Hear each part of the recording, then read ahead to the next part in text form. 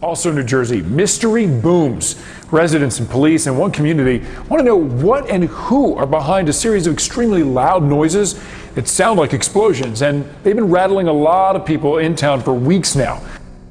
Morning, guys. I got some trending news this morning, and we're starting with this story that was in the Jerusalem Post that is now being picked up and broadcast all over the place. It's been trending on Twitter since it was posted, and we'll just get into it here. The story quotes the former head of Israel's space program. That's according to Israel's former space security chief. In an interview with an Israeli newspaper, he said the aliens have been waiting until today for humanity to develop and reach a stage where we will understand in general what space and spaceships are. Meet Chaim Eshed. Reports claim he was once the head of Israel's space security program. The man recently gave an interview to an Israeli newspaper. What he said was out of the world, quite literally. He said aliens not only exist, but have also made contact with humanity. That should be great news.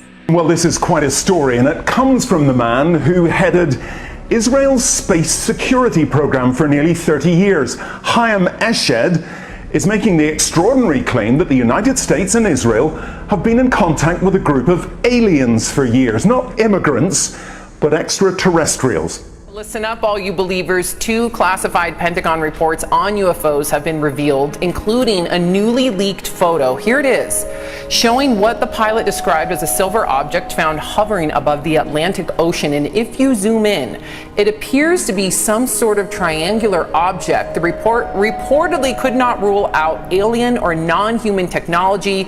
Now, here's where it gets really weird. There is some speculation that some UFOs are able to move through the air and underwater, raising the possibility that aliens are operating beneath the ocean. You know what they say, Jeff, that we know more about the moon and outer space than we know about our own ocean. All right, before we jump into Earth's forecast, let's stay on the subject of space, because North Carolina has a long shot the next 2 nights to see some auroras. And it started earlier this week when a giant solar flare, or a coronal mass ejection, came from the sun headed for our...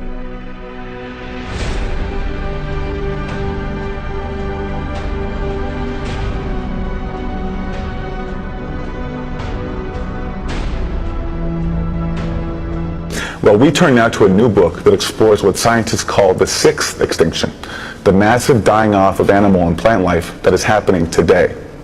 Up to 50% of all living species are in danger of disappearing by the end of the century.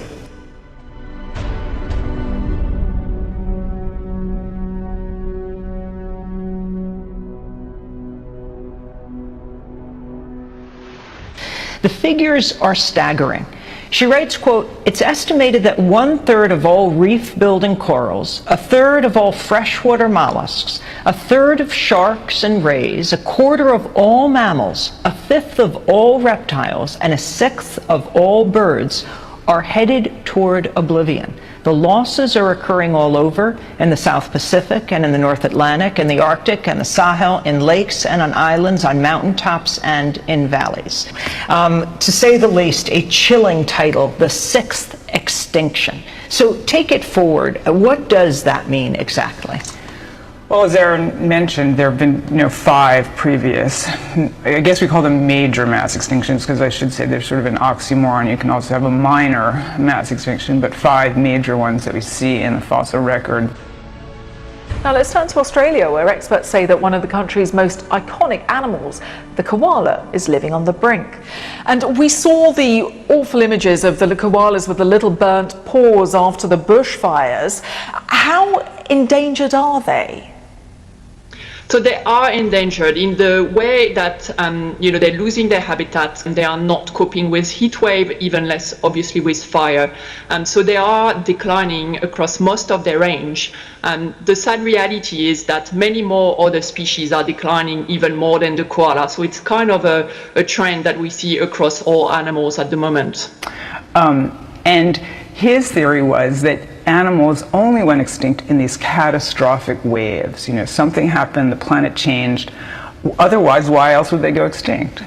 And then a naturalist named Charles Lyell, who was Charles Darwin's mentor, came along, and he said, that's ridiculous. You know, we never see these catastrophes. They don't happen. The only way the Earth changes is very, very, very gradually, and things go extinct very gradually, and the world changes very gradually. And that became sort of the doctrine for a very long time, over 100 years, until the Alvarezes came along and identified an asteroid impact as the event that had done in the dinosaurs and many other creatures, I should say. The dinosaurs always get top billing, but that extinction event did in a lot of other groups as well. That was resisted. That theory was resisted, but it was proved. And now the sort of general theory is, yes, the Earth changes very slowly except for these extraordinary moments. And I'd say the whole point of writing the book is that we are in one of those moments right now.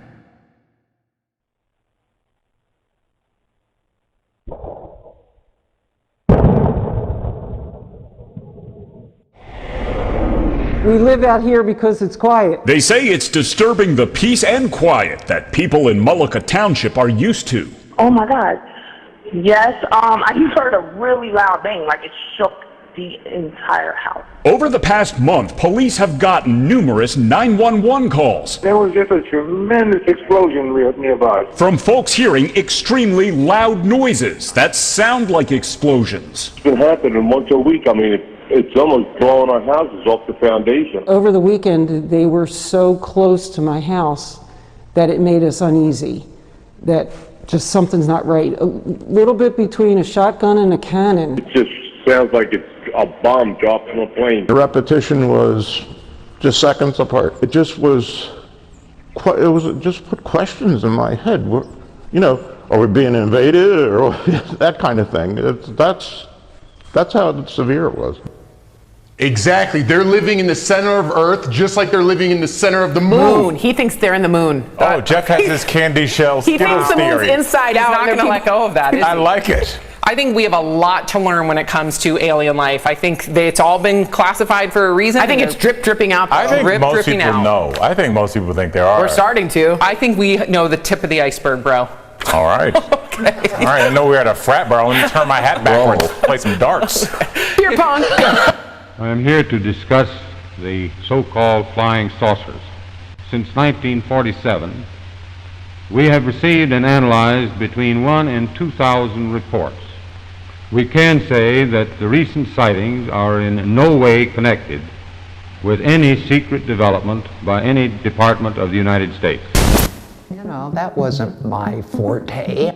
But we started seeing things. And once you've seen something, you get addicted to it. You want to see more and more and more. I was born and raised in the Denver area. From the time I moved here, all I heard were UFO stories from the locals, and I just giggle and say, we need a UFO watchtower, never thinking I would ever do it. It's phenomenal at night. You can see every star in the sky. They've had documented sightings in this valley since the 1500s. There are more sightings here per capita than any place else in the world. Now, why they're coming here, we don't know. I've seen 29. The closest one was between here in the mountains and part way down. I called it cigar-shaped. It was narrow, really long, and it went zip like that. It was 11 o'clock at night. We had over a dozen people here. Everybody saw it. A bizarre sighting for football fans during Sunday night's game between the New Orleans Saints and the Indianapolis Colts. An NBC sports camera caught what seems to be a UFO in a beauty shot coming back from a commercial break. When the video is slowed down, what looks like some sort of lit up object can be seen in the sky behind New Orleans' St. Louis Cathedral. Now, we'll let you decide whether this counts as a UFO sighting, but the mystery remains as to what those lights actually were. Now, this former head of a branch of Israel's defense ministry is 87. He was very well respected, at least until now. And he said all this in an interview with an Israeli newspaper in Hebrew, but it's really taken off after parts of it were published in English by the Jerusalem Post today. He says he's come forward now in the hope that his news will be accepted as true. He notes that if he'd made these claims 5 years ago, he would have been hospitalized, but now he says, I've got nothing to lose. Well, so far, President Trump has not tweeted about this, though remember a year ago, he did set up the Space Force as the fifth branch of the US Armed Forces. Well, we did ask the White House, the Department of Defense, and Israeli officials to comment. So far, they have not responded to the NBC News request, and I wonder if they ever will. A lot of people digging into this now and wondering who this official is, who's stepping forward, but apparently this person was referenced in the New York Times about 10 years ago as, yes, indeed working for the Israeli Space Agency, but this is kind of coming out of nowhere. Well, the retired general says the US and Israel have kept it from the public because, quotes, humanity isn't ready and the aliens don't want to reveal themselves until humanity can evolve, he says, and understand what space really is.